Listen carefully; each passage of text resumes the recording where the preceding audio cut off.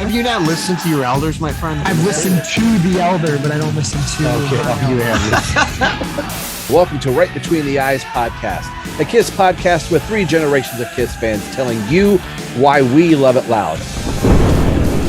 Hello, everyone, and welcome to Right Between the Eyes podcast, a KISS podcast with 3 generations of KISS fans telling you why we love it loud. I'm one of your hosts, Rob Myers, and welcome to episode 48 and episode 3 of Road to Rosemont. This is number 3, the opening act. More on that in just a segment. More on that in just a minute. Well, here we go. As you can hear, there's Xander right there. But before we introduce Xander, since you can hear him or see him, depending on which version of the show you're watching, you can get a hold of us on all of our social media outlets. We're on Twitter at RBTE Podcast. We're on Facebook at facebook.com/Right Between the Eyes Podcast. We are on Instagram. You can email us at rightbetweentheeyespodcast@gmail.com. And if you're watching on YouTube, hello. If you are listening on the audio, you can go check out our YouTube channel, Right Between the Eyes Podcast. And you can get some new merch that the virtual merch booth store is kind of having a hiccup digitally, so they're not taking any orders at the moment, and that also means they're not releasing the new artwork for the Rosemont and the new RBTE logo, but that should be coming out hopefully by the time you're hearing this episode, fingers crossed. And if you listen on iTunes or Apple Podcast or any of your podcast catchers, rate and leave a review of the show, and we will read that here. Like I said, I'm one of your hosts, Rob, and this is the first time in RBTE history at episode 48 here that Nick and Nikko are not in this episode. And they were like, hey, this is Rosemont. Sometimes people can only go so far on the trip, like their car broke down. And they said, you guys continue on. We'll catch up with you, or we'll just meet you at the show. So they're going to meet us at the next stop on the road to Rosemont. So on this episode, we have Brant at In My Head channel on Instagram and also on Twitter and obviously on YouTube. And we have Emily Graziano that recently joined us, and you can find her at FlapperDame16 on Instagram, and you can follow her on Emily Graziano 96 on YouTube. And we have Xander here from KISS Army Things. Where can people find you, sir? Check us out on facebook.com / or / I'm not sure which one it is, / KISS Army Things. Check us on Instagram, also KISS Army Things, one word. And then on YouTube, KISS Army Things, 3 words. Yeah, Facebook, Instagram, and YouTube. Subscribe, follow, like. Cool. And peek behind the curtain, we had done this episode a few weeks ago, and when Nick and Nikko said they couldn't get here, we were kind of riffing for a moment, and I thought, you know what, let's just get into the body of the episode, and I'll do all of the intro stuff by myself later on, because, you know, in the KISS world, or on Planet KISS, what possibly breaking news are we going to have to try and insert when KISS is at a standstill for a moment? I mean, it's funny, today is the 28th, and the first KISS is going to play their first U.S. show on this last leg, which is kind of cool. Like, are we going to see anything new, or is this just a one stop in the U.S. because the main stage is flying somewhere else? So that'll probably be a show probably on your guys' channel before it's on ours. But in this episode, I thought we're going to talk about the opening acts that KISS has had, that we've seen, and some notable things. And one of the topics that we get at the tail end of the episode, I'm going to spoil part of it, was who is KISS going to possibly have? Are we going to get the painter again? Are we going to get, is David Lee Roth going to come back out of retirement? Is, you know, Bruce Kulick's band, somebody? And I think it might have been you, Xander, on the episode where you had mentioned there's a rumor going around that Evan Stanley could possibly do it, and we talked a little bit about that. So I'm pulling up my trusty Twitter here, and of course that would go away. There we go. So little picture right there, and the gentleman holding a guitar right here is Evan Stanley. And I don't know if you noticed, Xander, it is a leopard print guitar. Oh yes, very that he has. That is cool. And this is from Paul Stanley's Twitter.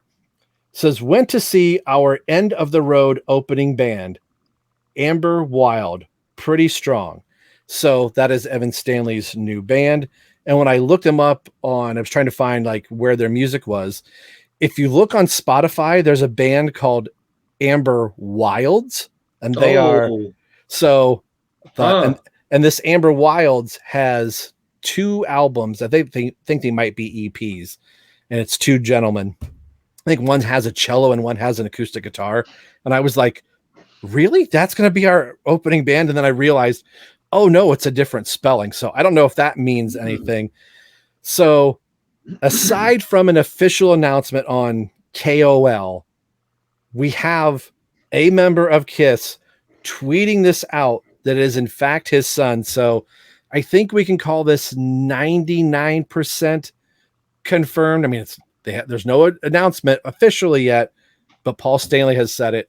What do you think now about that? We are pretty sure we have an opening act for our show in Rosemont and throughout this last bit of the US tour. I'm pretty cool with it, honestly. I think we might have talked about in the episode that people will get to later on about how, I would be okay if there wasn't an opening act. I mean, if it was just KISS on the bill and no other act, no other special guest, I would be fine with that. However, now that we know that Evan will at least in some way be involved on a handful of these shows, I'm totally down with it. I mean, we know that Evan is a rocker. We know who his dad is, so we know. Right. That, we know that it's in his blood, right? It's in his genes. So I know that there's going to be some people that are going to be a little kind of off put by it.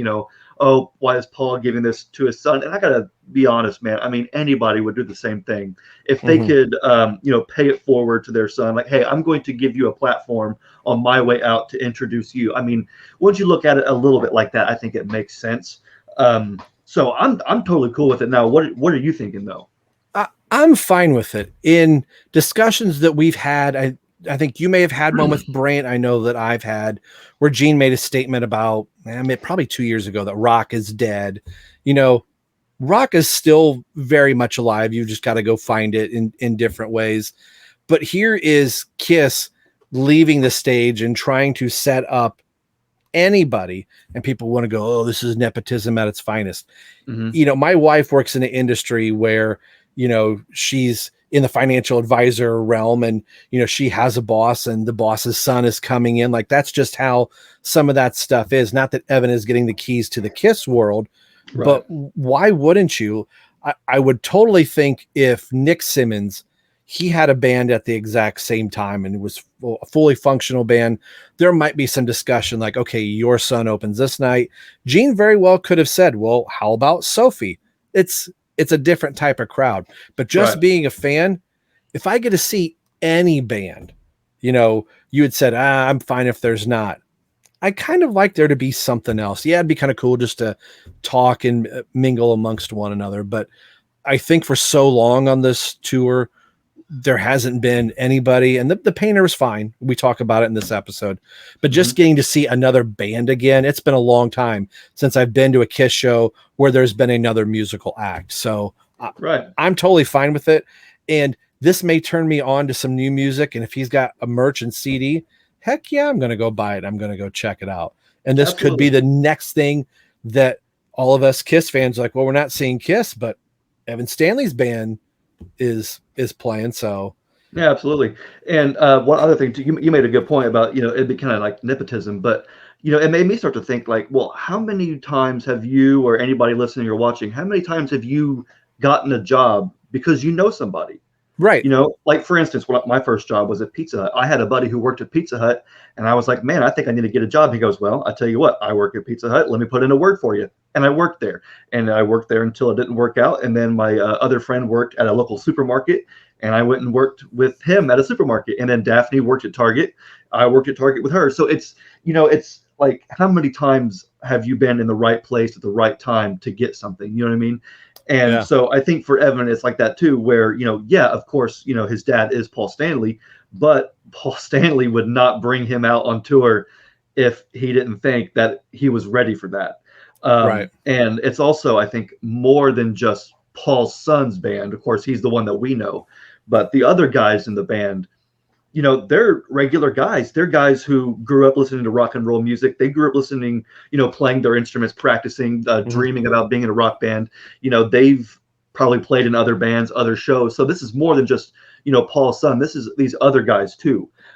They're getting a huge, big push from Paul. and Kiss, and I'm sure they're very grateful for that too. But yeah, this is more than just, Paul giving his son, the spotlight. It's about him giving his band a spotlight. And I don't know if you noticed this, but that video, he posted a video. I don't know if it was on his story or what, but yeah, there was a video with Paul's post, and he has the camera, of course, on Evan for a little bit as he goes over and he does some, guitar work with the other guitar player, and then comes back. But Paul stops the camera on his drummer and zooms in on the drummer as he's doing the crazy outro, and he throws the drumsticks all rock and roll style, and then Paul stopped it. So Paul's not interested in just his son.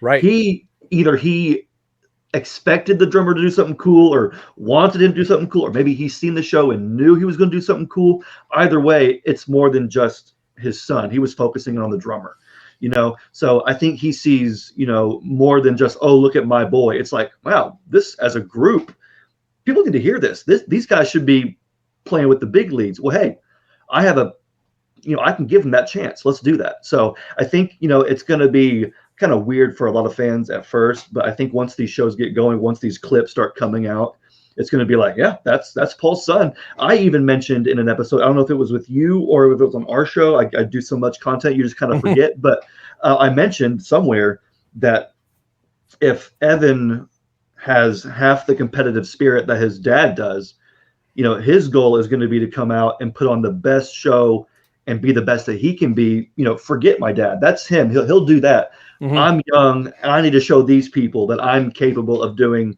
what my dad does, maybe even better if he wants to have that mindset. You know what I mean? Like, you can't just go out there and be like, okay, we're not Kiss, we're just the opening band, we're gonna, go out and play. No, you need to have that mentality of, we're gonna go out there and we're gonna eat Kiss alive. You know what I mean? Right. We have no makeup, we have no pyro, we don't have 50 years, but we're gonna go out there and we're gonna pretend like we are somebody. You know what I mean? So I think that it's going to be a great show no matter what. They're going to go out there with something to prove. Oh, definitely. And it's kind of fitting swan songy-ish in type of a way, as Kiss is ending. If you just go back to the history where Kiss was playing with all of these big bands, and they, like you said perfectly, they wanted to crush, Bob Seger and Ted Nugent and Bingo. Johnny Winter and all of that stuff. So I still got Extreme Close Up in my head. Me too. But I think that's a great thing. And I hope Evan and his band, I'm sad that I don't know who the members of his band are, but I think Yes, we will now. Yes, we will. And what a great set. And the last parting thing I want to put here before we get into the body of the episode, or this is going to be a whole episode, just you and I. You don't need to watch the rest of it. We've already talked about the whole show. But it's been years ago. I don't know if I could find it in time to edit it in here, but Paul had made a comment of, he's not going to give any of his kids a special handout just because he's Paul Stanley.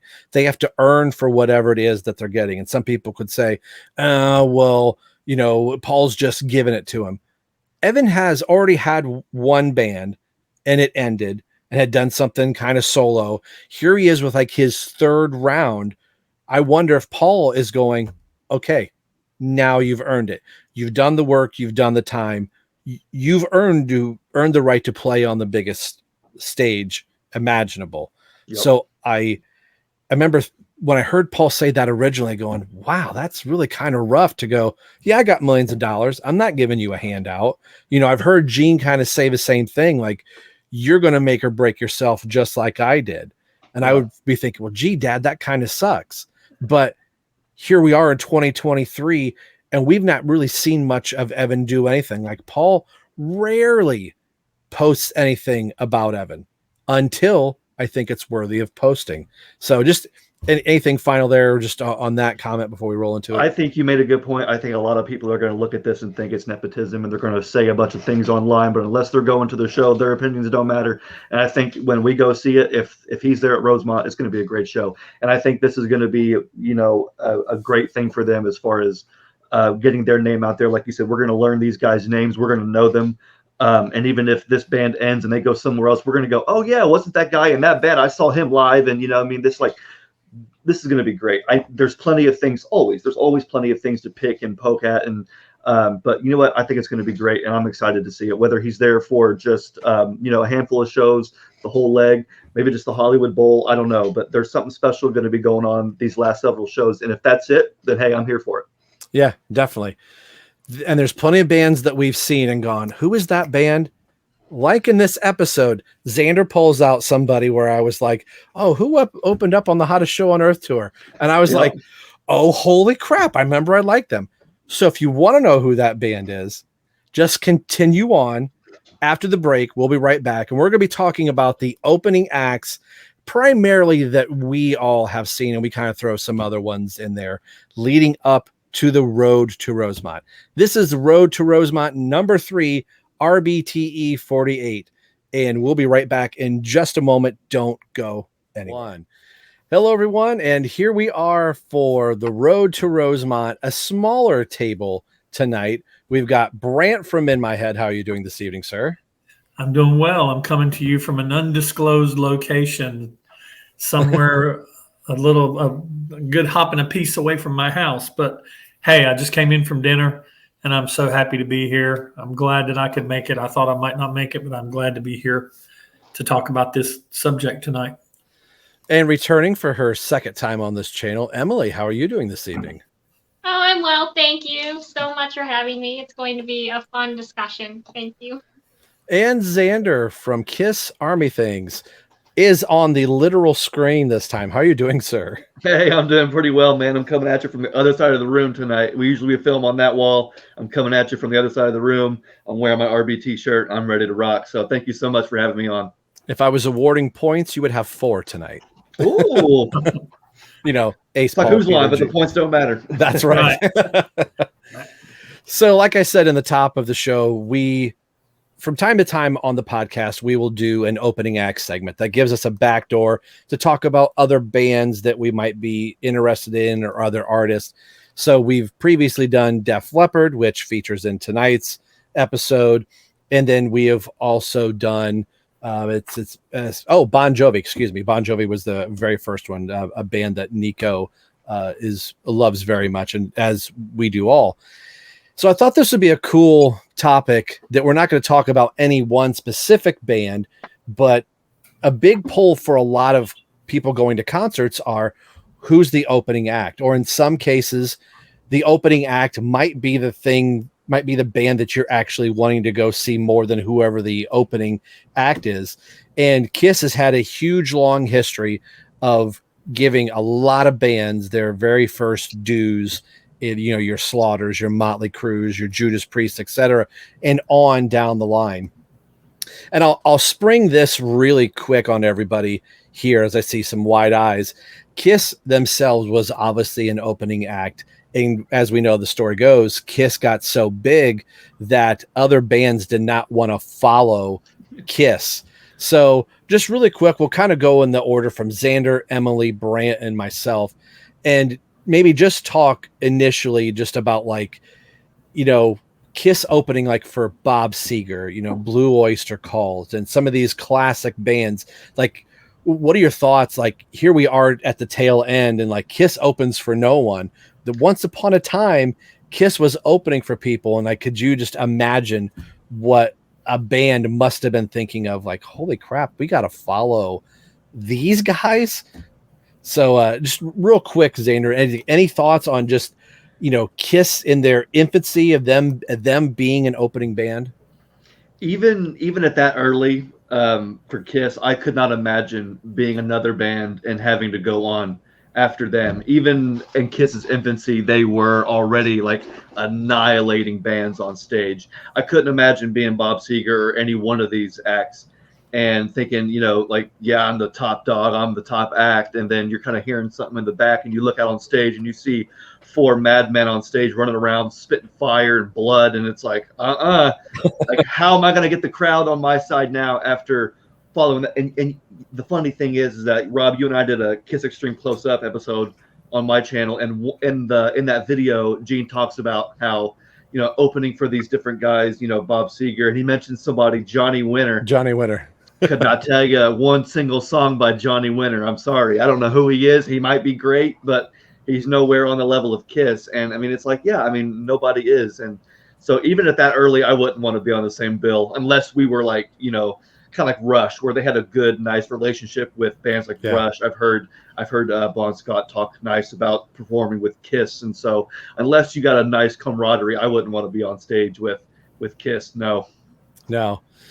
Emily, any thoughts on just Kiss as an opening band?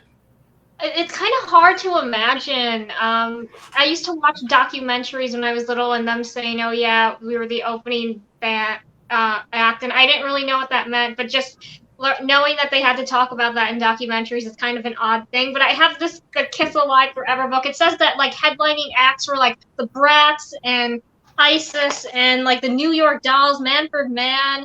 Like, can you imagine them being the headlining act and everybody's in the audience to see them, and then the audience has to sit through this band called Kiss, and they're out in makeup wearing these platform heels. You don't know what's going on, and you're either blown away or you're very confused, like you're alienating and you either gain fans or you get people who hate you. That's just a bizarre concept. And I think the closest thing in my life that Kiss has ever come to being an opening act is the Aero Kiss tour.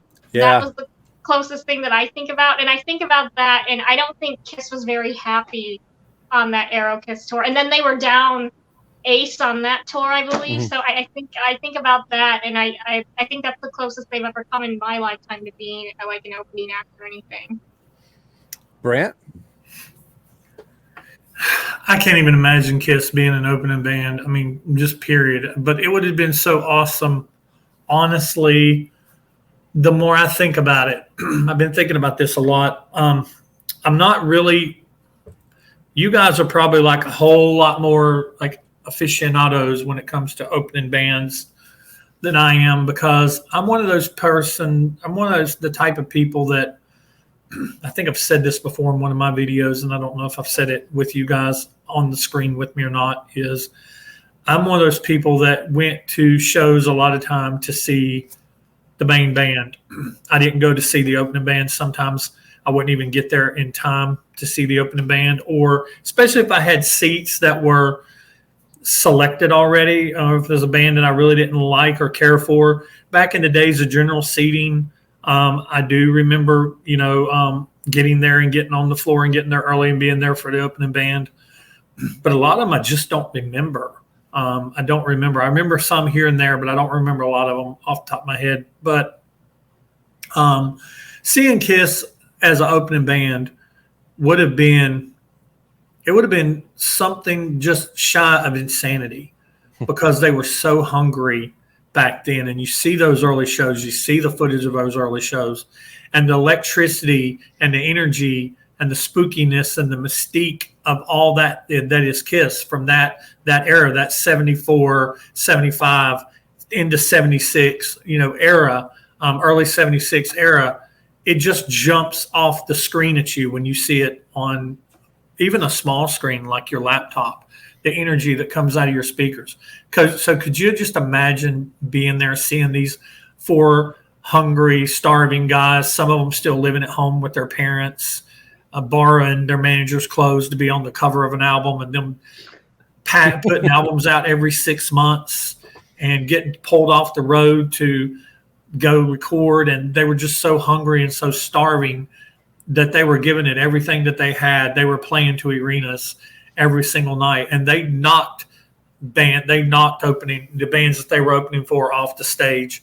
I would have just loved to have seen it. I would love to be able to go get if a time machine could be invented, I would go back to like the Popcorn Club. I would go back to the Daisy. I would go back to those days and be that part of that 15 crowd people that's in some of those early shows where they're polishing their act and developing their act and their stage and their personas, and just being there when Kiss is being born. It would have just been amazing to be able to see Kiss as an opening act. I mean, could you imagine seeing Gene Simmons in a sailor suit, or early stages of Peter's makeup where he almost looked like the Little Rascals, dog, but 2 circles maybe blacked in a little bit. Going to see Paul with the star on, and then a few nights later, he's trying out the Bandit makeup and then going, "Oh, I'm gonna go back to the Star." Like, weren't you that other? I mean, it's in 2023. I think we've seen everything from Ghost to Poison to, like I said, New York Dolls and Alice Cooper, but I don't believe there was another band wearing kabuki makeup on stage, black leather studs, breathing fire. You'd had to have been looking up at the stage going, what in the world? Like you said, Xander, when's Johnny Winter coming out? When's Bob Seger? Get these guys off stage. And the fact that they had the Kiss logo so bright that Gene said when you closed your eyes, the imprint of the Kiss logo, you could still see it when your eyes was closed, and hearing stories of, road managers for other bands pulling their cords or not, turning their amps up, or things being unplugged, or, not having the faders all the way up, and their security guard having to guard the sound booth or whatever. Just crazy. So let's fast forward a little bit to some notable opening bands that you saw in tandem with Kiss. We'll save like the Aerosmith in Def Leppard. We'll kind of maybe go like second tier, unless they're all, on the rivals with Kiss. Xander, let's start with you. Just some ones that you saw either you didn't know you were going to get to see, or you're like, oh, cool. Well, so-and-so's at this gig.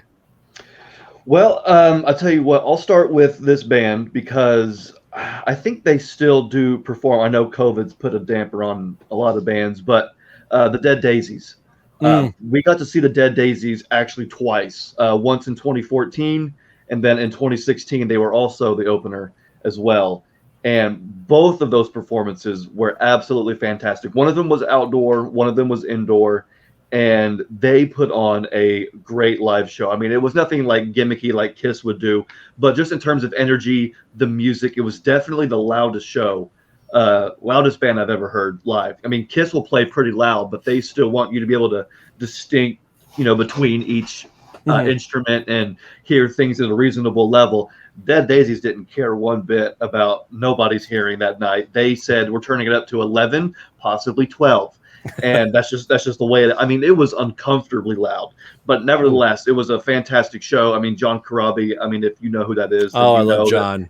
He's proven himself as a true rock star. So, him fronting that band, it doesn't get any better. So, I'm not going to sit here and say I know every one of their songs. I have all their albums, but I know that is a tried and true hardcore rock band. And if they ever do come around again, I hope to see them with or without another band. They were fantastic. I always wished could have seen John front Motley Crue. That's my favorite incarnation of Motley Crue is John Corabi on vocals. But he and Bruce Kulick had union together, so I've seen John in various forms. Not I haven't seen him with Daisy. I had the opportunity once, but didn't get a chance to. What's funny?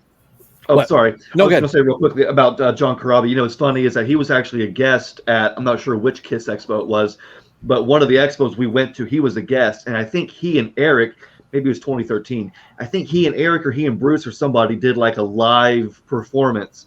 And because we didn't know who it was at the time, I was so young, we skipped it and was in the hotel room hanging out or buying merch or doing something else.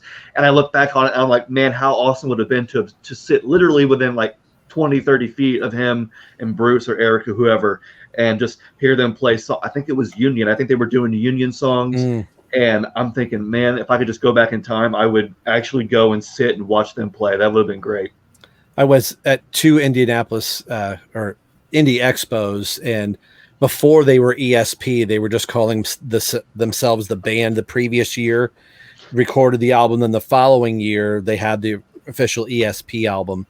And then I want to have to look. It was 2004, might have been 06. It was Bruce, Eric, John.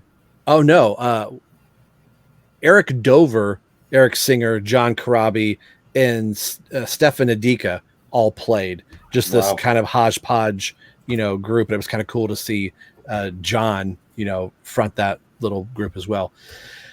Emily, I know you and I were talking like off mic or through your text messages that you haven't seen a lot of opening bands for Kiss. And you said you may kind of pair in and talk to your mother a little bit. Are there any notable ones that just your family has seen, or just ones maybe you can jump on the bandwagon of, oh, I wish I could have seen?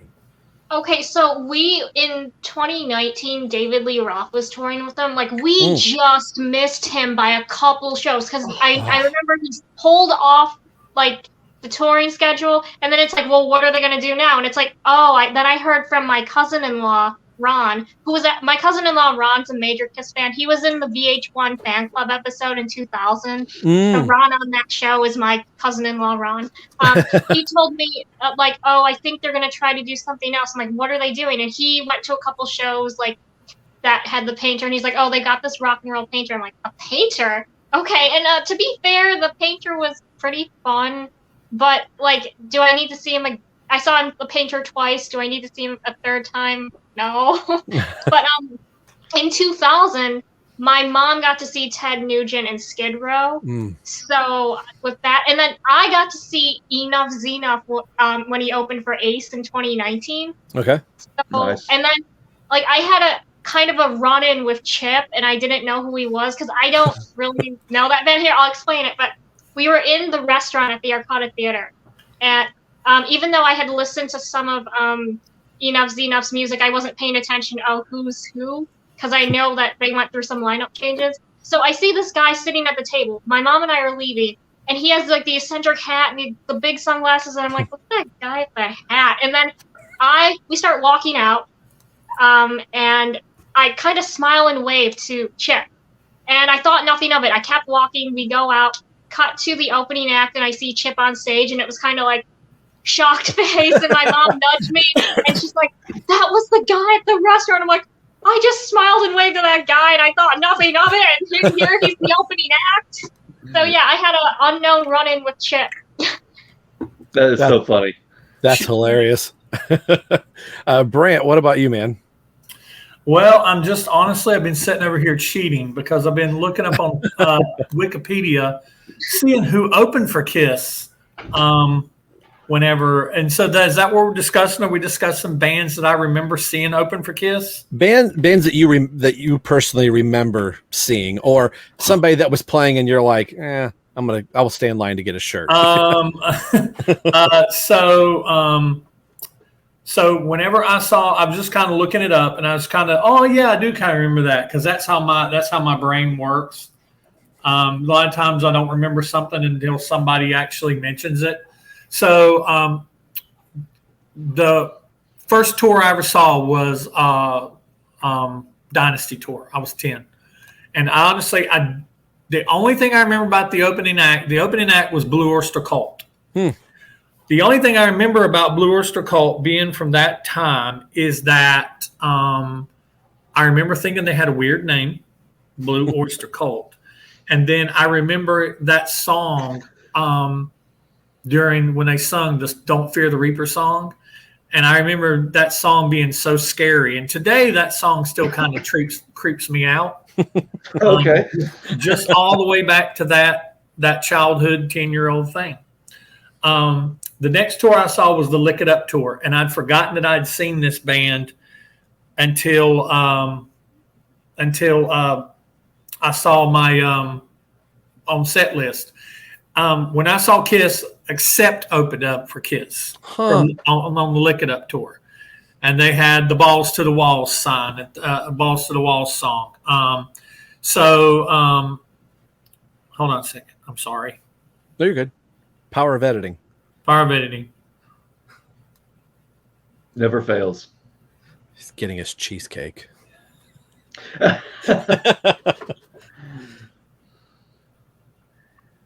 Yeah, she's like, I'm in the lobby. I'm like, can you possibly bring it up to me?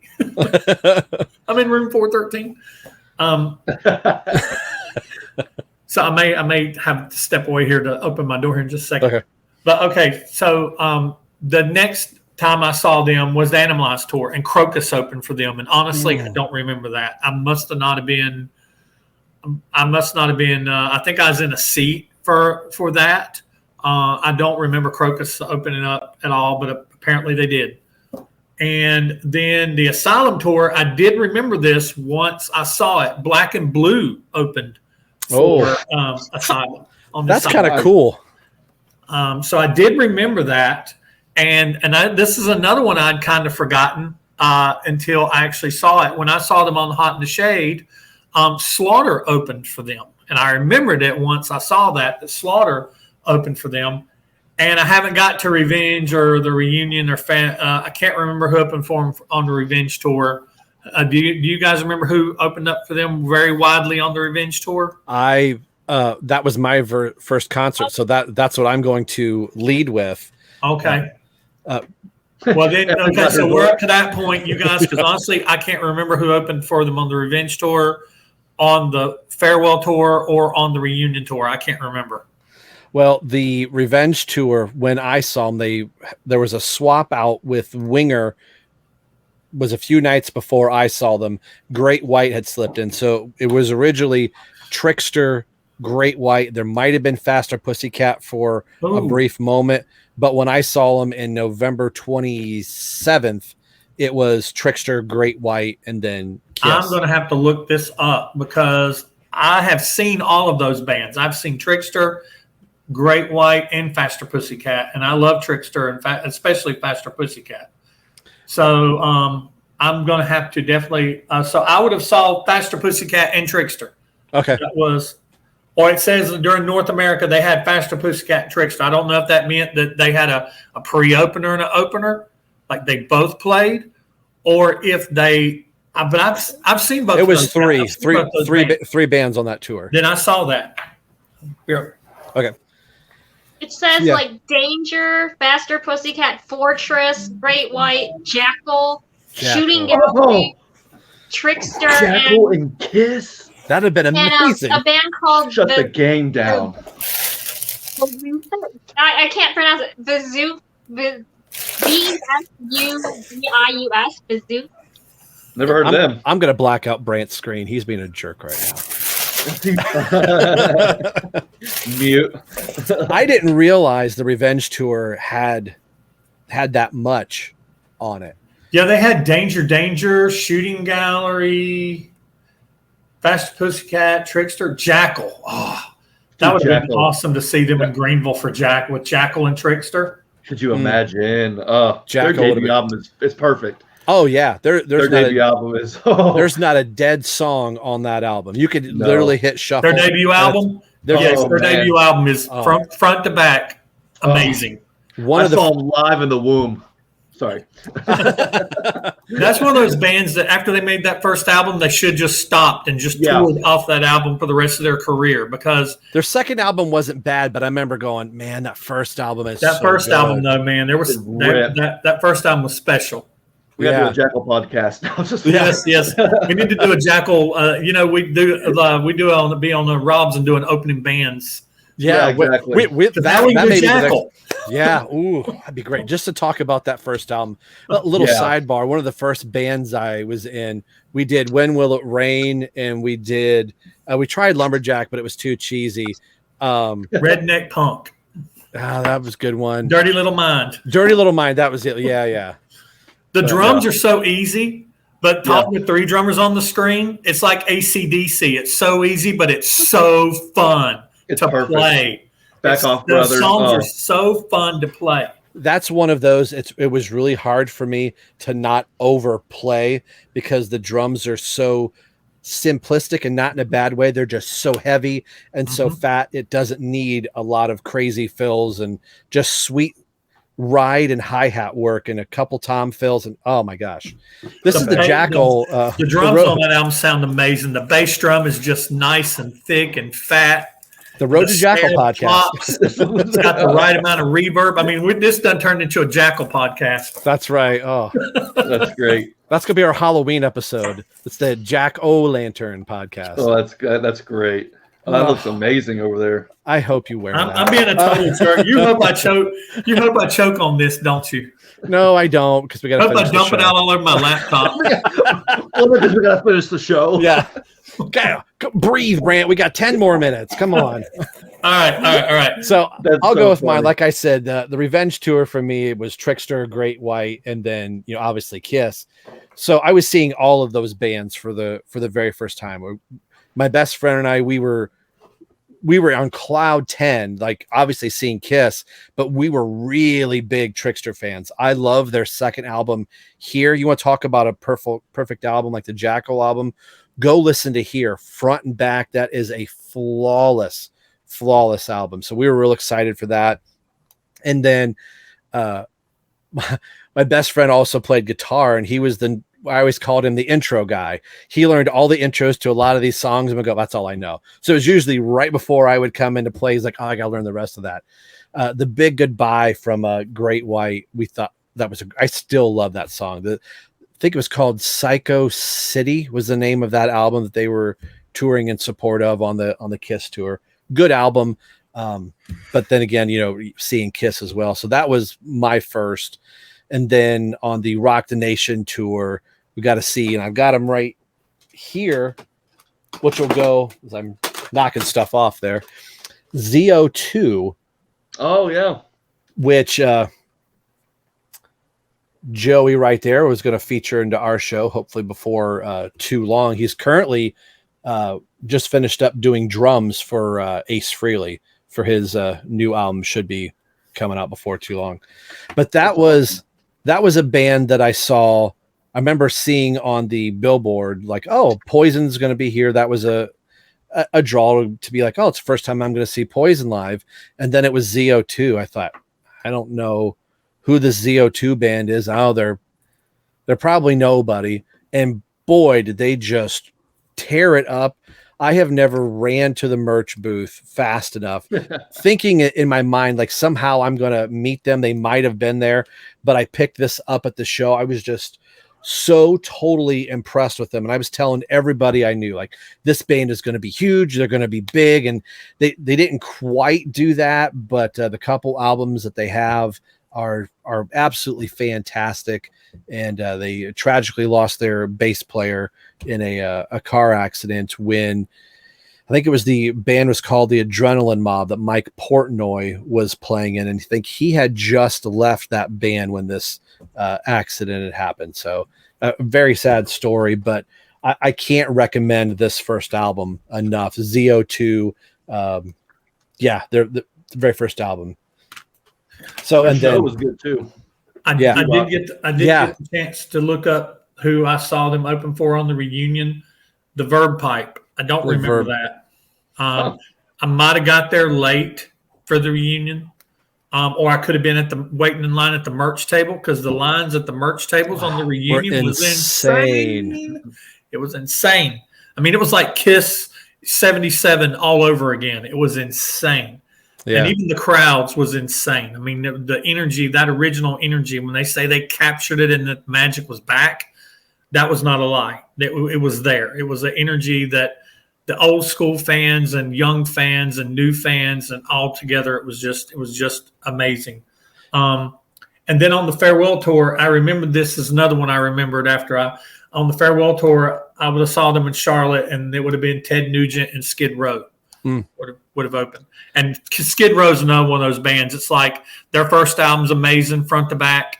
The songwriting and the musicianship is crazy, and you think, oh, they've got a masterpiece, and then they release Slave to the Grind, and it's like, oh my God, it's like that album beats you up. That album is so good. Oh yeah, that's another killer album. Mm-hmm. And depending if you bought the cassette or the CD, there was a different song on each of them. Get the F out. Yeah. And I forget that was on the cassette. So I remember was on the cassette. I had kind of switched over to CDs at that point. I'm like, oh, I got to go get the cassette now. You had to buy the cassette. I had to buy the cassette. Yeah. I remember Kiss hasn't done that. Put one different track at the very end on the difference. Yeah. The vinyl's going to have this. The CD will have that. Well, right. Kiss kind of did that with Monster. With some Apple exclusives and stuff like that. Yeah. They did. I had the privilege of seeing the first reunion show at Tiger Stadium and getting to see Sponge, which They had a big hit with Wax of Static in 1996. It was all over MTV. I still love that song. The album was kind of hit or miss. They had about 4 or 5 good tracks, but on my short list or bucket list, a band that I always wanted to see was Alice in Chains, and I couldn't believe that I was seeing Alice in Chains. And unfortunately, that was the very last show for Lane Staley. They were just That's coming, a band I never got to see. coming off the high of the MTV Unplugged. And I just, Ben and I, my best friend and I, were talking about this not that long ago. Of Lane Staley didn't move the entire performance. He just kind of hung on to the microphone stand while everybody else kind of rolled around. And we were like, man, is he okay? He was singing like crazy, but just didn't talk. Jerry Cantrell was doing the talking to the audience, and it was just so loud in Tiger Stadium. And of course, we're all just like, I can't believe Kiss is, going to be here. But at the same time, it's like, how crazy is that for Alice in Chains to be playing in Tiger Stadium in center field? And it's just a sea of people. Like, you could just look around and go, I've never seen, like, I've been to umpteen Tigers games, and I've never seen that place that packed, from clear tops to the box office. And then of course the floor as well. But we're looking out there going, that's Alice in Chains out there on Kiss's stage. Like that had to be totally crazy. I would love that. That's a band I never got to see. Two of my favorite bands, Typo Negative and Alice in Chains, are two bands I never really got the chance to see. And or when they came around, I was there was a point in time there in the mid 90s when a lot of bands that I loved was touring, like, Stone Temple Pilots and they were on the original bill for the Tiger Stadium show. Then Scott's, drug problems prevented them. Like, talk about, I mean, they did all right for themselves having missed that show, but can you imagine having STP? Because I think STP was supposed to have gone on longer, and that's why I think in Fort Wayne I saw the Nixons open up. Yeah, for Kiss. I missed a lot of bands like in the mid 90s there that I would have loved to have seen, because I was working that job for the motion picture company at production companies at the time, where I was traveling all the time and basically on a movie set or in a hotel room for like 4 or 5 years in the mid 90s. So I missed out on a lot of concerts, missed out on a lot of bands. And, sometimes some point in time you have to grow up a little bit. A little. I missed some good bands during the mid 90s out of it. Yeah. Well, let's kick it down to Xander. You mentioned this really briefly. Let's go into some co-headlining tours that, we've had Motley Crue, we've had Def Leppard, we've had Aerosmith. So let's talk on the ones that you've seen. Let's start with you, Xander, for notable ones, or if you've seen multiple. Let's hear about were there any flips? Did one band open to the next night, or did it run, Motley, Kiss, or what was your experience with those shows? For sure. Real quickly, I wanted to get to one other forgotten opener. So in 2010, when I saw them on the Hottest Show on Earth tour, they had a band called The Envy open for them. Does anybody remember The Envy? Oh, yeah. I completely forgot about that. Yeah, so they were one of the bands that Gene had signed to Simmons. They were a Canadian band, and they were signed to, I think they were a Canadian band, and they were signed to Simmons Records. And they were the opening act on the North American Hottest Show on Earth tour. And other than an EP and maybe another tour opening for another big band after that, I haven't heard a single thing. I went looking and couldn't find a social media presence. I found their MySpace page, but what good is that? So I was like, I'm really shocked, because even though there wasn't really anything overly special about them, they were a very tight band. And watching them live, I mean, they were really good live, but their drummer was like entertaining to watch. Fantastic. So, and of course, I know there's 3 of us here that are drummers. So, I'm always watching the drummer. So watching them, they were fantastic. But I thought about it and thought, I haven't heard a single thing out of them since then. But anyway, getting to the co-headliners, yes. So Motley Crue was the first. Well, I'm going to save Aerosmith for last. Coming to me when we get to Aerosmith last. But but with Motley Crue, we saw Motley Crue in 2012. This was the tour. Kiss had just announced Monster. It was coming out that fall. They had new costumes. I had never seen Motley Crue live, so that show was very important for me.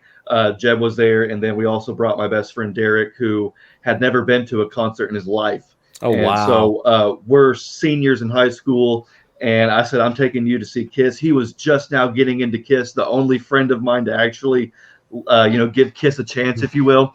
And I said, let me take you to the concert and see what you think. And of course, about halfway through, shout out loud, he was like, I'm in. This is it. I'm a Kiss fan. So, but no, I mean, seeing both Motley Crue and Kiss live the same night was incredible. I'm a huge fan of Motley Crue.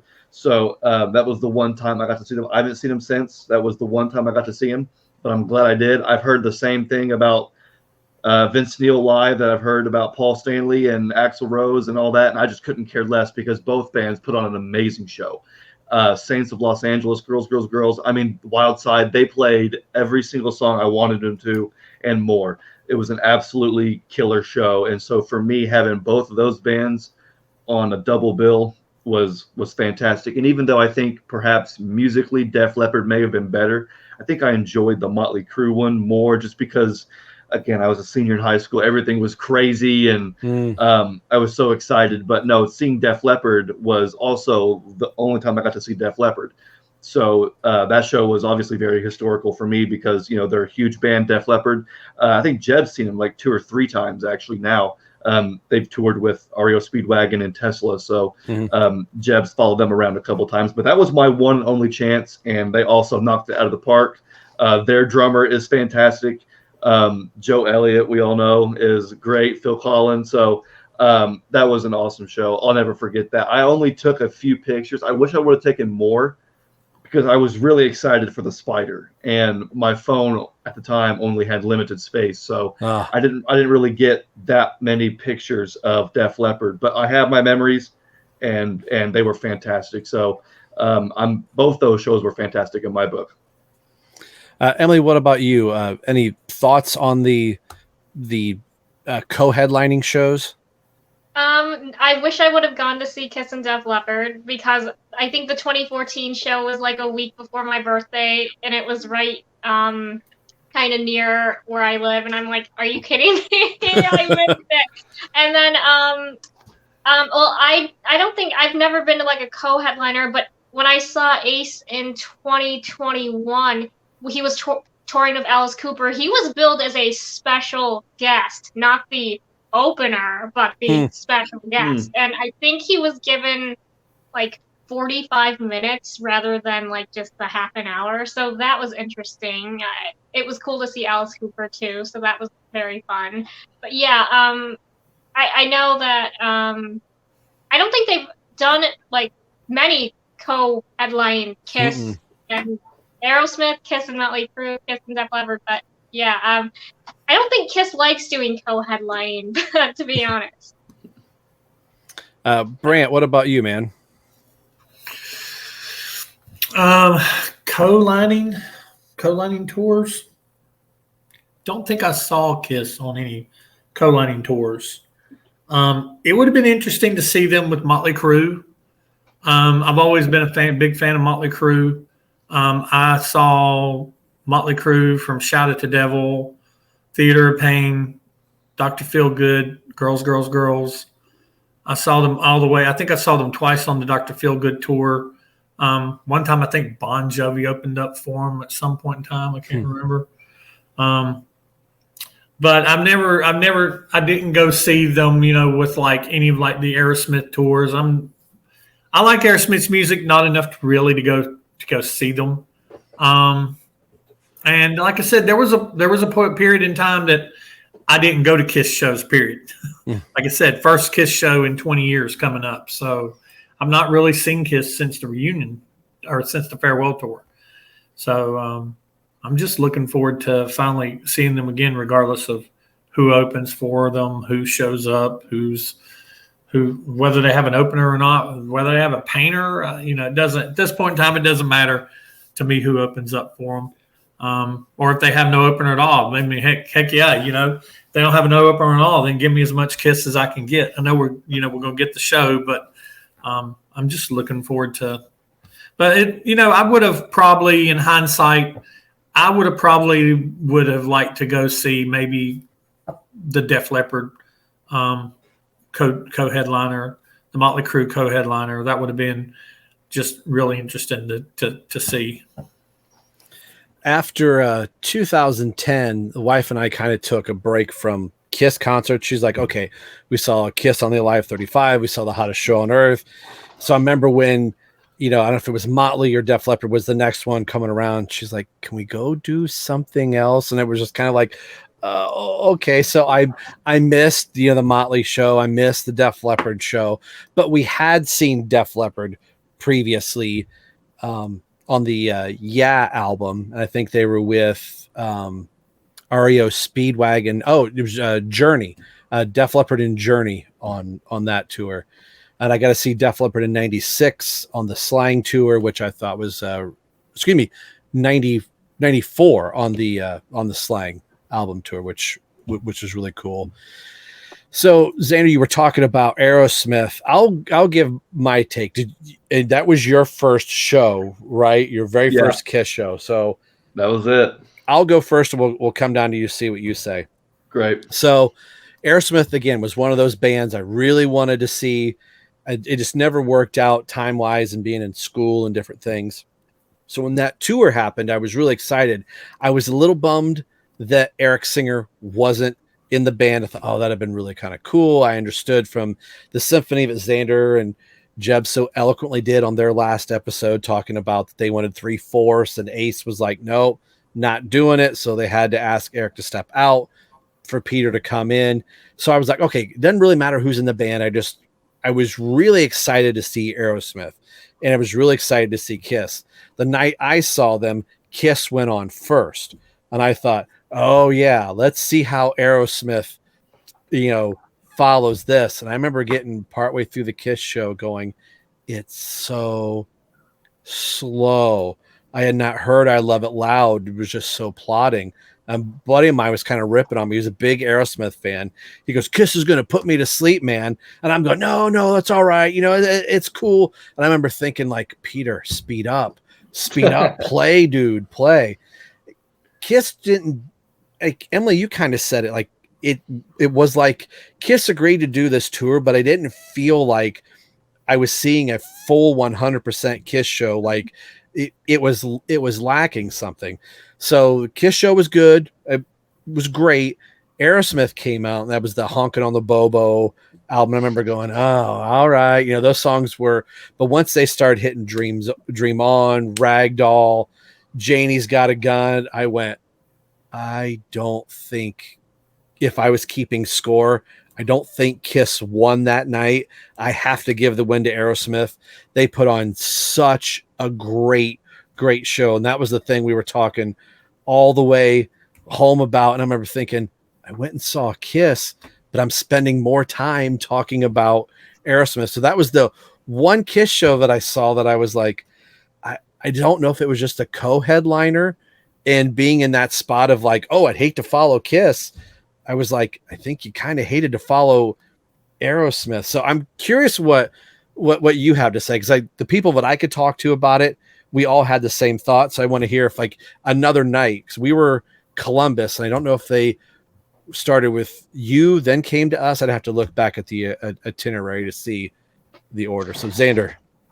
Yeah, well, I tell you what, hearing your side of the story is refreshing, because I've never heard anybody say that Aerosmith blew Kiss off the stage or did better or whatever. And this is what I love about this conversation, because over the last 20 years, I've heard one thing consistently, and that was Steven Tyler made the wrong decision having Kiss go on first and then Aerosmith go on last. Now, again, I was like 10, so my memory is probably whatever.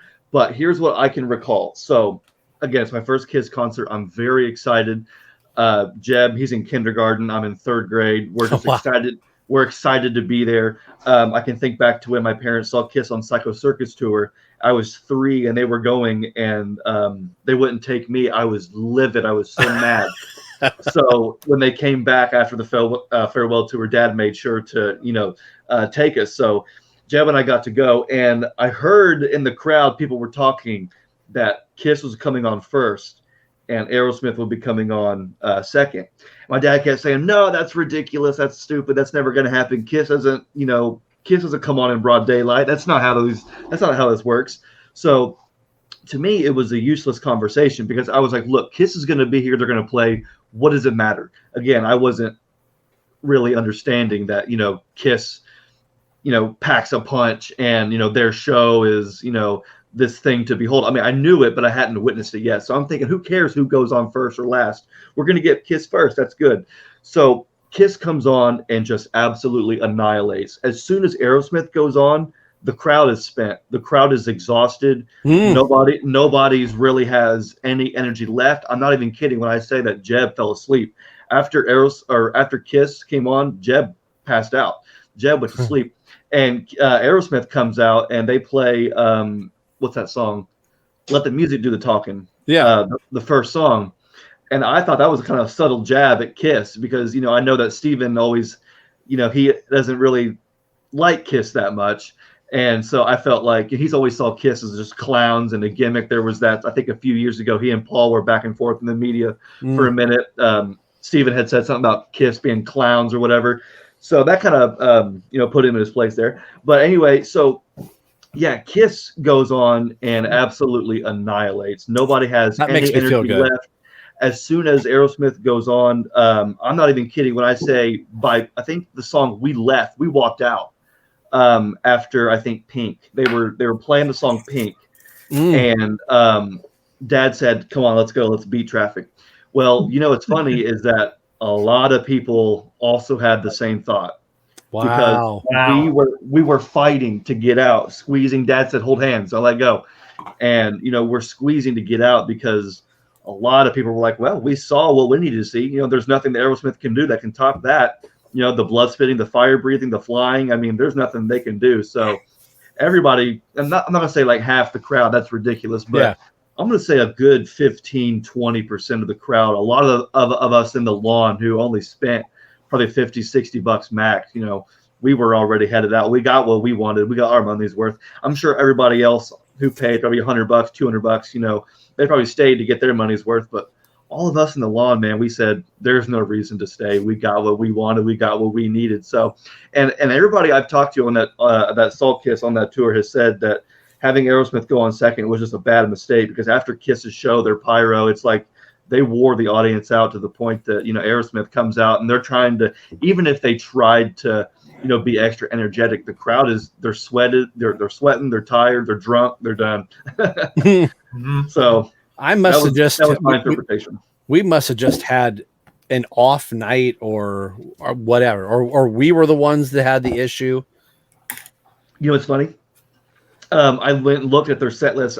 This is years later, but I went back and looked at Aerosmith's set list from that tour. And shortly after the Indianapolis show, they stopped playing Pink. I don't know if it has to do with the fact that lots of folks were walking out during that show, but it just so happened that when we walked out, about maybe 5 or 6 shows later, they stopped playing it. It was dropped and something else got put in. But they had like a bunch of pink lights on set, and I remember that the song really isn't that great. And it's like Kiss already did Beth. What are you trying to do? It's like I'm not sure if they play Beth or not, but you know what I'm saying. It's like we've already seen Kiss do their thing. Nothing you guys can do is gonna excite or thrill. Now, again, I was 10 years old, and that could be a faded memory, but it sounds like a great memory. Ours was August 17th, 03. So we're coming up on 20 years here in the next week or two. So I'm not sure when your show was, but ours was August 17th. I'd have to go back and look. I've got the same book Emily has. I don't have it in front of me to figure out where the Columbus, Ohio show was, but I don't think it goes to that.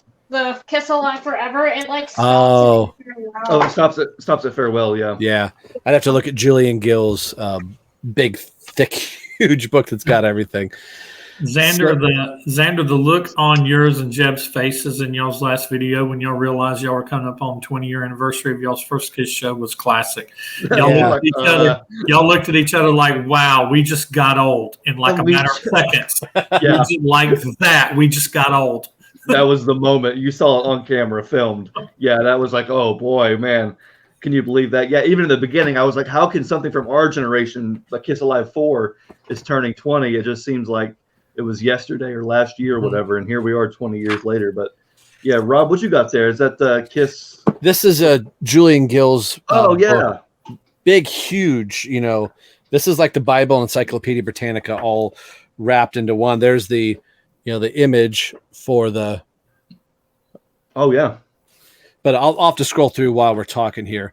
So, I'm pretty sure Saliva was also an opener. I didn't see them, but they opened on that Aerosmith tour, and unfortunately, I think their lead singer passed away earlier this year. I read that. That was Josie awful. Scott, really? I'm pretty sure I somebody love from Saliva. Saliva was bands that never really made it big. Yeah, they were like so good, right on the cusp. Like Always, I love that tune. They were playing at Louder Than Life, like when we saw Kiss. They were playing the same weekend, the same night or something. And then like a month later, I heard that their lead singer had passed away, like after a show or something. Or That's it was crazy. It was awful. I felt so terrible. There we go. August 19th, Germain Amphitheater, Columbus, Ohio. So 2 nights later. Wow. 2 nights later. Yeah. Nice. Makes so maybe, sense. Ohio, maybe Indiana. Kiss was just spent from having done your show. And they're like, we've got nothing for Ohio. And then they probably kicked it up the next night. That's funny. Hey, you never know. So my wife just got home, which spurred, has there been an opening band, you can put this into Kiss or whatever, that you were like, oh my gosh, it's this band? Or there was just, my wife's exact words were, I don't care if the world is on fire and the only way to not risk getting burnt is to go see Buck Cherry, but I am never going to see Buck Cherry ever again. Don't ever. Are they that bad? She just said, you got that right. They're one of those bands that is not good live. They're not really. If you like live. Buck Cherry, we saw them twice we have a little county fair down the road from us. It was Hinder. Papa Roach tore it up. Papa Roach was fantastic. And Buck Cherry opened. And my wife would say, the lead singer is all tattooed up, which she's like, not a problem. He's got a big jack on the back of his back. And all he does the whole entire show is jump up and down and say the F word over and over and over again. So I'm taking her to see Kiss for their very first time on the Alive 35 tour. The last night at Cobo Hall, which was like a bucket list, being able to see Kiss, the very last show at Cobo Hall, and they were recording for a VHS and DVD that never came out. Of course. So maybe Sam Loomis will get a hold of it somewhere. Fingers crossed. Shh, don't say that name. It'll get you a copyright strike. Copyright strike, yeah. But so we're going to the show, and I'm one of those, I want to get there. I want to get to early. I want to get to the merch booth. And I'm kind of dragging getting there because I know who the opening band is. So we're kind of going through, we're taking pictures. She's like, well, come on, let's go. I'm like, no, I want to get good pictures of Cobo Hall. This could be the last time. And she's like, okay, what is going on? You want to get to your seats. You want to find your seat. You want to get to the merch booth. And I'm just like dilly-dallying. And she stops and goes, is that song Crazy Bitch? Is that what's playing right now? She looks at me and she goes, Robert, who is opening this show? And I said, keep in mind, I love you. You're seeing Kiss for the very first time. She's like, is this Buck Cherry? Yeah. That is fantastic. She's like, why didn't you tell me? And I was like, for this very reason, right here. I didn't want to hear it. That is fantastic. I can't quite hear what she's saying, but maybe I'll have to maybe give her a voiceover. I'll edit her somewhere into this and give her, unbiased opinion of Buck Cherry. Oh my goodness, that's so funny. I don't think it's unbiased. What she just said, I would rather put a pencil through my eye. That's pretty biased. Yeah. But it's not far from the truth. Yeah. So that was my one band. Like, I'm like, oh, they're not that bad. But I remember at the end of the show, like, oh, come on, let's get to Kiss. That was the one time I was like, okay, let's get to the main act. Does anybody have any like opening act stories? Regardless if it's with Kiss or not, that you were just like, I maybe not that bad, where you were just like, I really don't care. Let's get to that. We'll save the painter for last. For sure. I was going to say the painter would be the only one that actually ended up being kind of a pod. Like I thought that he was going to be like a dud, but ended up being pretty cool. But we'll talk about that in a minute. But I can't think of any opening acts that just outright sucked or I didn't look forward to. Brand, do you have any? I went and saw Rat one time, and a company called a band at the time called London Choir, not London Choir Boys, Electric. God, what's their name? Electric Boys or something like that. Open for them. And I remember thinking, I just want to see Rat. Man, I still listen to their debut album to this day.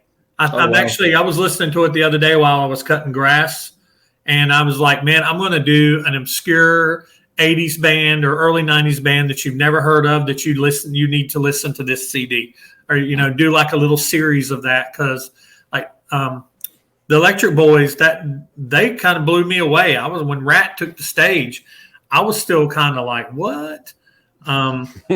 They kind of blew me away. They were really good. And let's see. I remember one time we went and saw Stryper open for Ozzy Osbourne. That was very interesting. That was in the Grady Cole Center. So cool. It was really cool because Ozzy didn't have nothing but good to say about Stryper. And Stryper, it was on the it was the album after Soldiers Under Command. To Hell with the Devil. To Hell with the Devil. Hell with the Devil tour, which was an amazing tour. I wish I would have saw them then. I didn't see them till they reunited in 2004, and I've seen the last couple tours here and there. Yeah, I got hit in the head with the Bible. Oh, The little Bible that they threw out. They throw them out, and I got hit in the head with one, and it kind of bounced up, and I went to go reach for it, and a hand came over me and grabbed it, and it was gone. every once in a while, you'll see the Bibles hit up on eBay, an original. I would love to get the New Testament, Stryper Bible. I think that'd be really cool. Stryper's got a really good show. Robert Sweet is a beast. Oh, Robert Sweet's a monster, man. He's still a monster. They're still putting out good music. Oh yeah, Michael Sweet still sounds really good. Yeah, I saw Warrant one time open for somebody. Can't remember who they opened for.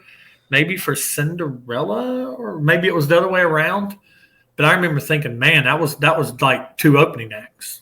I think Warrant was still on there. It was before Cherry Pie. It was their Dirty Rotten Filthy Stinking Rich album. Oh yeah, it was before they started having a whole bunch of hits. very cool. They opened for Paul, didn't they, on his solo tour? I think. Who? Warrant? I don't. Warrant. I saw Paul's Live to Win tour. And I'm sorry. No, the other 89. Oh, 89. Yeah, you might be right. I think they did because they were touring for Dirty Rotten Filthy Stinking Rich. I think I could be wrong, but I thought they'd opened for Paul on his solo tour. Do you have any, Emily, that you saw, or has everything been kind of good? Well, not me, but in 1992, I think either late August or early September of 92, a couple weeks before my parents got married, they saw U2 and they hated the opening act. I can't remember who it was, but they hated the opening act. Yeah, they sucked. They hated the opening act, and it was cold. They had lawn seats. They were under the blanket, and they just thought, well, this they didn't even want to stay. It's like, oh well, we should stay for you too. But right now, we're not getting our money's worth. Man. Oh, God. Here, if you wait right here, I can go ask my dad who opened. For sure. Yeah, go for it. While she's away. Oh, no, go ahead. No, I was going to say, she just made me think of something. That's one of those things of going to see an outdoor venue, of going, what's the weather going to be like? How, especially when the pandemic was going on, the dates were really fluid. The last time that I saw Kiss outside, which, we've been saying this for a while, this is the last time I'm seeing Kiss. And then there's another show. Yeah. My wife just laughed, but it rained the entire show. Not until Paul flew on Love Gun that the sun came out, the moon came out, but we were drenched. And even a really great concert, when you're just soaking wet, you're just like, man, it needs to let up. But we felt like every song was just it was raining louder and louder. And we thought, if there's a lightning strike, they're going to stop the show. But it's one of those like rain or shine. Luckily it didn't. But I remember thinking, wow, this is how I end my Kiss concert series. Yeah. Soaking wet, muddy, but I'm glad it's still continuing. So, who was it? My parents, they didn't hate him, but it just wasn't like that type of style that they were expecting. It was Public Enemy who opened for U2 Oh, wow. in 1992. Wow. 92. Wow. That U2 was and odd. Public Enemy on that's going That's from, diverse. yeah, that's going from the rock station to that's like having a painter open for you. since Brant mentioned it, let's talk about the painter. I was excited when David Lee Roth was announced. Like, okay, I saw Van Halen with Gary Sharon. I never got to see Van Halen with Sammy Hagar. I saw Sammy by himself after he had left Van Halen and Kenny Wayne Shepherd opened up. Fantastic show all the way around. So I was like, well, this will be kind of cool to see David Lee Roth. And of course, that didn't happen. And we missed the painter the very first time in Toledo because we were, buying, merch and stuff like that, and got to our seats and we're like, when's the painter take place? And the guys were like, he's been up and gone already. I was like, how long were we out there? So we had seen the painter 3 more times since then. And, Emily, you said he did very well, but I remember thinking, this is just really strange, bizarre, it's like an art exhibit going on, which I love art. It was really weird. Like, I'm at a concert and like, okay, he's painting stuff like, oh, that's a Statue of Liberty. And then he's doing Kiss Upside Down, which was really cool. But I would have never thought you would have had somebody with a medium, paints, acrylics, or whatever it is up there. So how many times have you seen the painter, Xander? Oh, I can't even count. I can't even count. Let's see. If I've seen 7 shows, I've probably seen him. Let's see. He was there in Louisville. He was there in Cincinnati, and he was there Indianapolis. Fort Wayne was David Lee Roth. He was there in Tinley Park. So at least 4 or 5 times. Yeah. Brant never had the pleasure. Emily, you saw the painter, yes? Yeah, I saw the painter twice. First at the United Center in 2019, and like, I don't know. It was fun to get a crowd not going, but like engaged, I guess is the correct term. But like, were people like totally eyes glued to the center? No, people were getting up, going to the bathroom, getting their merch, just getting their snacks, whatever. And it was kind of like, well, this is interesting, and you're doing a great job, and this is all for charity, I think, because he auctioned off the painting for charity. But it's like, what? This is what Kiss is doing on their final tour ever. And then he did it. We saw them in the Tinley Park show as well in 2021. And it's just like, okay, well, I've seen the painter once. Do I have to see him again? And I guess, like, yeah. I'll say this. Whenever I heard the tour was announced, and they said they were going to have David Garibaldi, a performance artist, opening up for them, I thought it was false news. I thought that whoever published that was So did I. Publishing false information. Fake news. to get Kiss fans riled up and get us all up, because there were folks that were like livid. They were wanting Cheap Trick. They were wanting Judas Priest. They were wanting a big name band, and so they named David Garibaldi. And I was like, I don't think it's the right choice, but I'll wait and see. And 3 nights before that show, we saw Metallica at the same exact venue, and opening for Metallica was a comedian. And when I heard that a comedian was going to be opening, I thought, what in the world? Now, this comedian was Jim Brewer, and I don't know if anybody knows who he is. I know who Jim Brewer is. He is absolutely funny. So all of a sudden, it was clicking. I said, okay, hang on a minute. Here we go. So Jim Brewer comes out. He's doing his James Hetfield impression. It's absolutely hilarious. He calls out the youngest or the youngest fan in the audience and the oldest fan in the audience, does his whole comedic shtick. It's absolutely hilarious.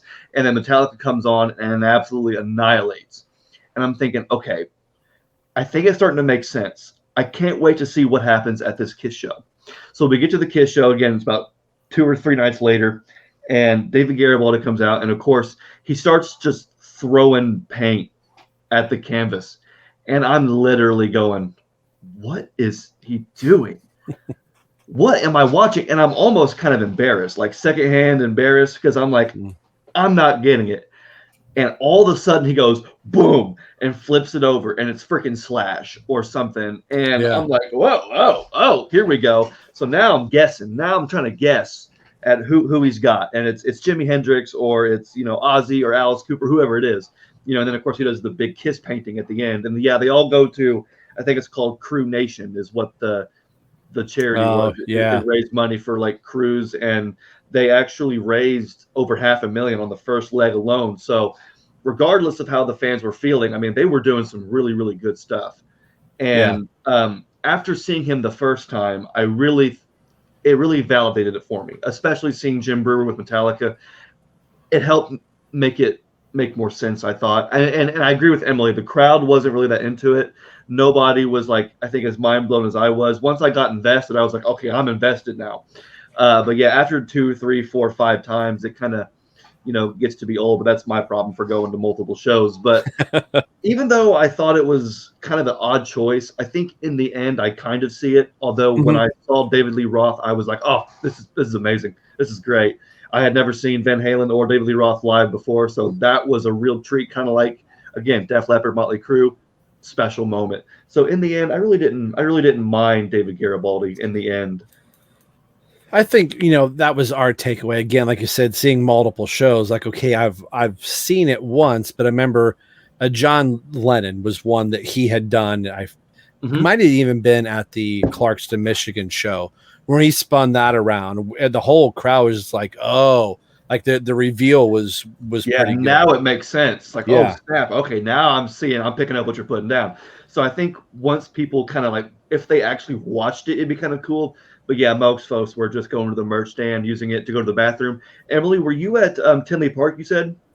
Yeah, the 2021 show. Yeah. That is so cool. I was there with you.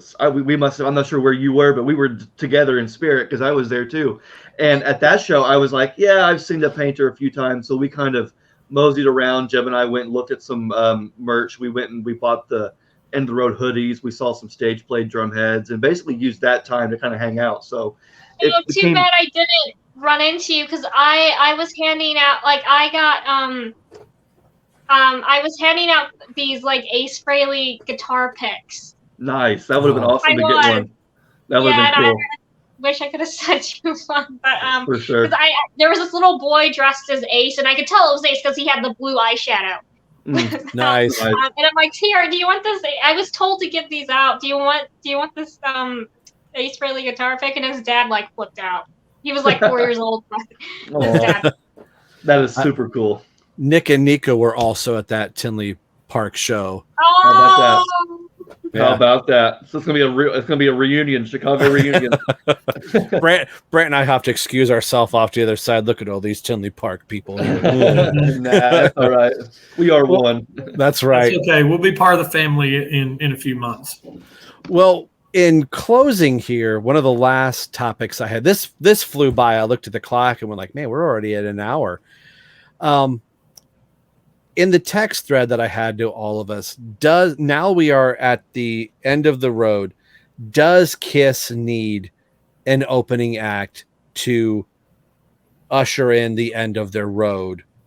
Does Kiss need to just come out? There's no painter. There's no nothing.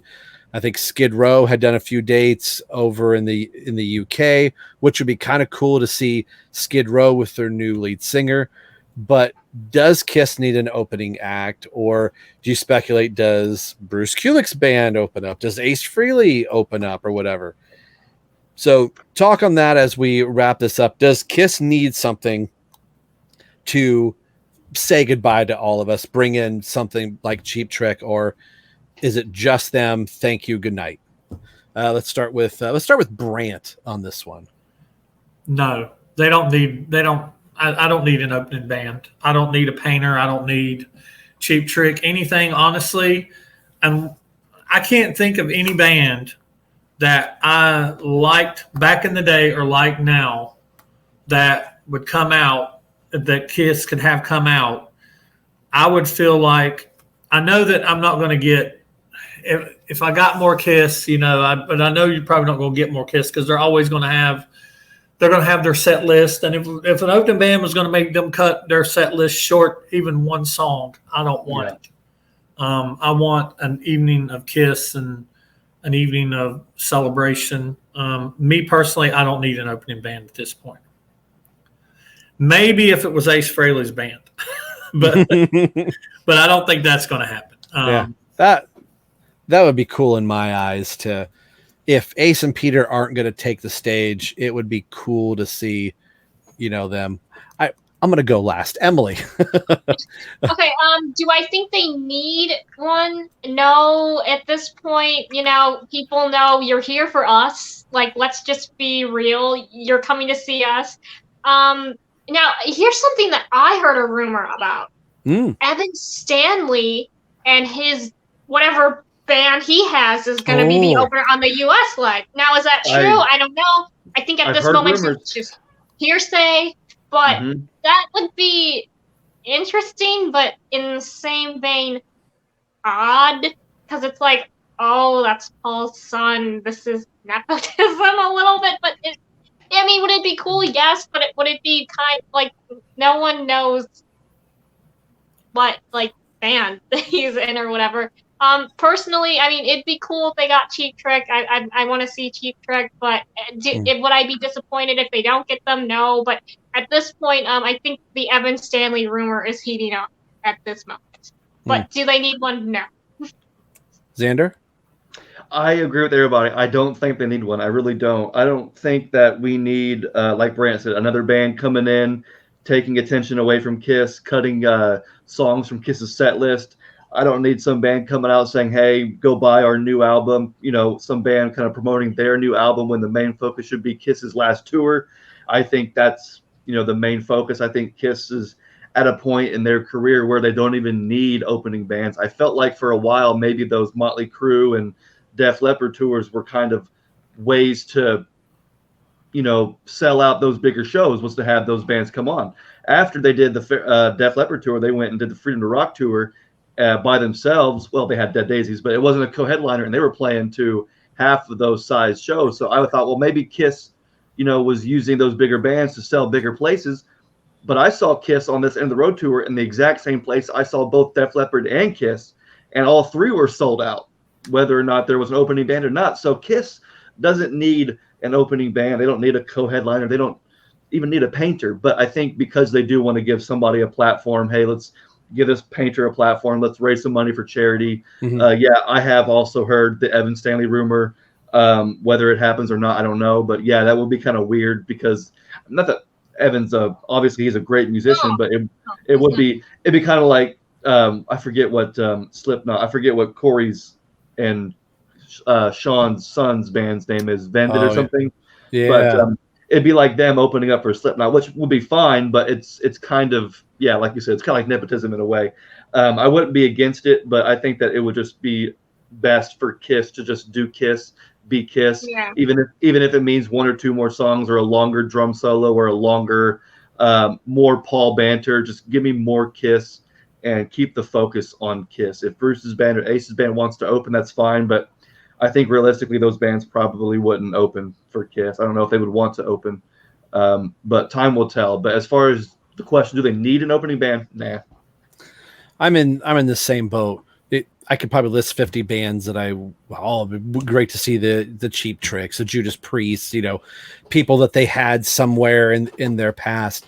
The Evan Stanley thing, I could see that would be a spot. Like, we don't have to have a big, huge name band.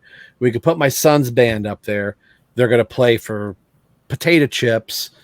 They're going to fill that spot just so there's some type of music and we'll go about, you play your half hour, be in, out, and done. But I think just the anticipation of being in those crowds, talking with the group of us, or just any show that you're seeing on this final leg, there's going to be enough people in your sections or wherever you're at to just be talking and milling around with the KISS Army, the KISS family.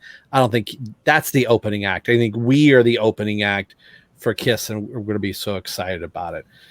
But that is where we're going to put a pin in this. I thought this would be a fun little episode. Sometimes this is like stopping at the rest stop on the way to Rosemont. Like, all right, we need a potty break, it out, stretch our arms before we get back into something big.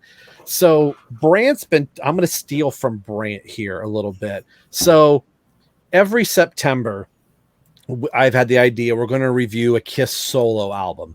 So I've decided, we did Ace Frehley last September, and I still have to try and save the audio file. So if you're listening, like, hey, Rob, your Ace Frehley episode for the 78 solo album, it isn't working. Yeah, the file's corrupted. I got to try and save it. So there's a temp file in its place.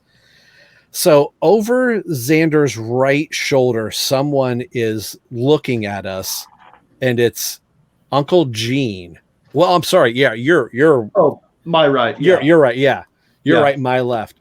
So I'm thinking we're not going to review the 78 solo album here, obviously, but not necessarily a 9, but underrated Gene songs. On the road to Rosemont, everybody was kind of struggling to try and put a Gene song in there. And that got me thinking, like, Gene's got some great songs. What are some hidden gem Gene songs that you're like, man, this song is so good, it didn't make my Rosemont playlist, but my Gene Simmons list. So I don't know if this is going to be another 9, but so everybody's hearing this for the first time. The topic is going to be underrated Gene songs that just didn't get the love for whatever reason, that you think this song is cool. It's going to be a show all about Gene on our next episode. So before I let everybody go, where can people find your channels, see what you have going on, and where they can reach out to you and say, hey, I'm going to Rosemont too? Let's start the way we've started this whole thing. Let's start with Xander. Where can people find your channel and get a hold of you, sir? Check us out on Facebook at KISS Army Things, and also follow us and like us on Facebook and Instagram, also at KISS Army Things. Our podcast is mainly a video podcast, so YouTube is where we like to stay. So check out our channel. We have not only a KISS podcast, but also other KISS videos. We're making our best content right now, so please check us out. We got a video coming this Sunday. I'm not sure when this is going up, but either way, check us out on KISS Army Things, because we have some awesome videos coming and plenty more to come after that. So thank you. Thank you for having me on, by the way. And sir, other people are seeing your work, and it's winding up on other websites saying, hey, this guy's going through and doing some editing of KISS Meets Fam of the Park. How is that your work is getting noticed by other people in the KISS community on another big KISS website too? And props to that, by the way, sir. Somebody must have sent Peter Arquette the link, because I was sent a picture of my video on KISS Asylum and said, oh my gosh, look at this. And I thought, well, how did that get there? And I actually was emailing Peter about something different, because he runs KISS Museum and I'm their #1 customer. But I was emailing Peter about something else. And he said, wait a minute, aren't you the guy that did that? And I said, yeah. And he goes, dude, great job. Somebody sent me that. And so I put it on the website and thought, well, thank you. I appreciate that. So I guess somebody who sends him stuff said, hey, put this up there. It's pretty cool. And that was crazy. So I can think back to 8th grade when I was on KISS Asylum looking at info for the upcoming KISS Expo. Mm-hmm. So to have a YouTube video up on there is pretty cool. Yeah. Emily, what about you and your channel? Okay, so I'm on YouTube under my name, just Emily Graziano, and then I'm on Instagram and Twitter at FlapperDame16. Brant, what about you, sir, from your undisclosed location, the designated survivor, Brant? YouTube in my head channel, and basically Twitter, Instagram in my head channel. You just search both of those, and Just going to be, I appreciate anybody watching, anybody subscribing that watches over there and watches over here and on Xander's channel and Emily's channel and any of the other podcasters. I got some cool stuff coming up myself. Going to be continuing with the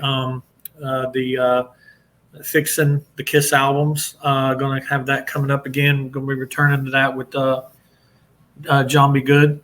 And the next Kiss album, I've been talking to another podcast that's been going on about a year, a smaller channel, but they're definitely growing. It's Peter and John over on the Music of Kiss.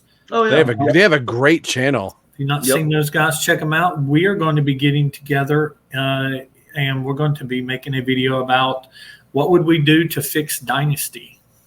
Okay. So that's going to be a real cool video. And I've just got some other videos I'm working on in the hopper.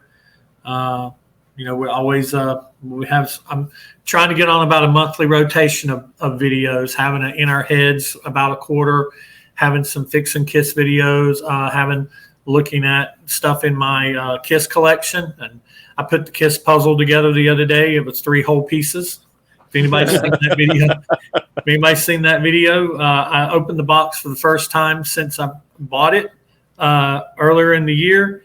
And whoever owned the puzzle before me had put the puzzle together ahead of time and took it apart in just 3 sections. So I opened it up. Here's these 3 sections just stacked on top of each other. Perfect. So it took me done. Yeah, I was just like, poop, done. Okay, now what I'm going to talk about for the next 20 minutes. So that's funny. And I ended up pulled out my Kiss jackets and showed them still in the bags and showed those off. It's just an opportunity to a lot of people, they see these things behind us, but they never really get to see somebody playing with it or holding it or using it or looking at it in detail and letting them see in it. So the viewers really love to live like vicariously through us showing off our collections and showing what we have. And, so that's basically what I got going on. And I got some other ideas bouncing around in the back of my head. Done some things to change the channel up a little bit. My good buddy here created me a logo. I poke him in the side of the head. He created me a logo. And so it's at the beginning of my video, the skeleton head. And then my little, I was bored one night. So my little in my head at the beginning of my video that I kind of ripped off from the track in my head. I pulled another part of the song later in it when Gene goes up and goes, "They're in my head." He goes higher up and I layered it over it. So you get the first low in my head. And then the second one is a low in my head with a high in my head layered over it. Just little things, just doing stuff to just add some flair here and there and keep it fresh and do something when I get bored. So,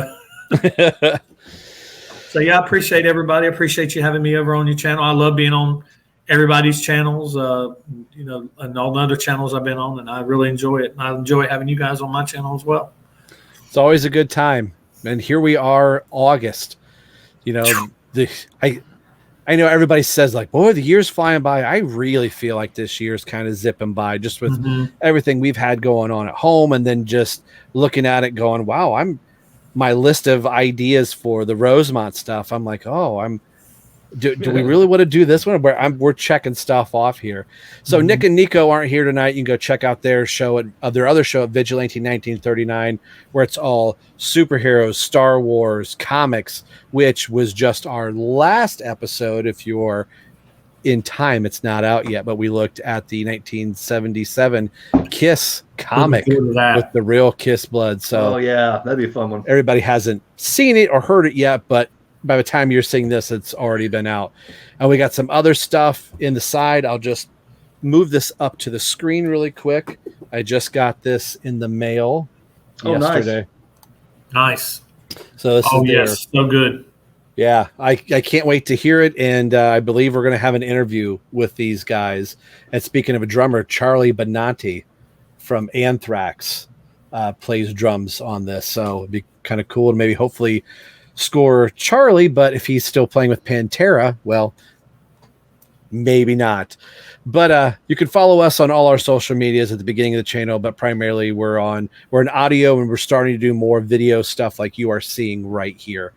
So come back in a month for the next installment on the road to Rosemont, when we're going to look at the Gene Simmons underrated tracks. It'll probably be a 9 because those are always kind of fun to do. So we'll see everybody on the next episode. For Brant, Emily, Xander, I'm Robin, missing our Nick and Nikko. You've been watching Right Between the Eyes with a whole bunch of generations of Kiss fans going to Rosemont to go see Kiss. We'll see you in the next episode. Take care. Bye.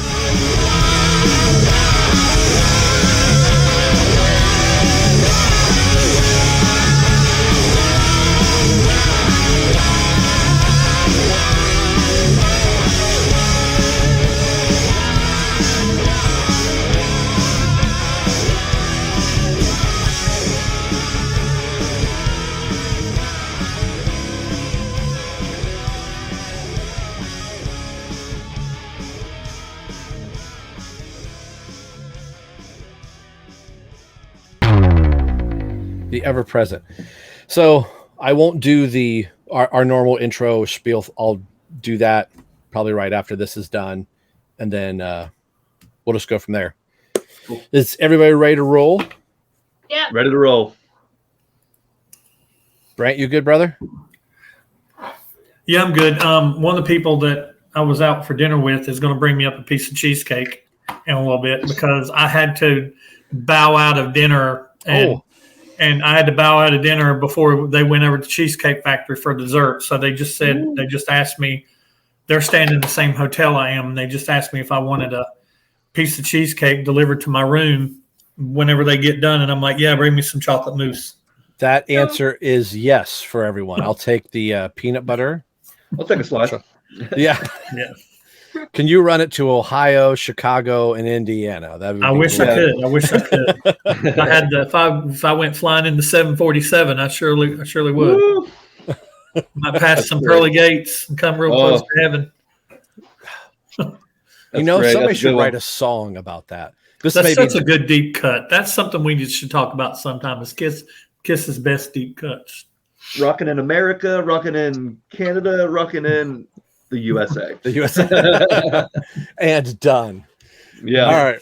We'll get this thing started. Here we go. 3, 2, 1.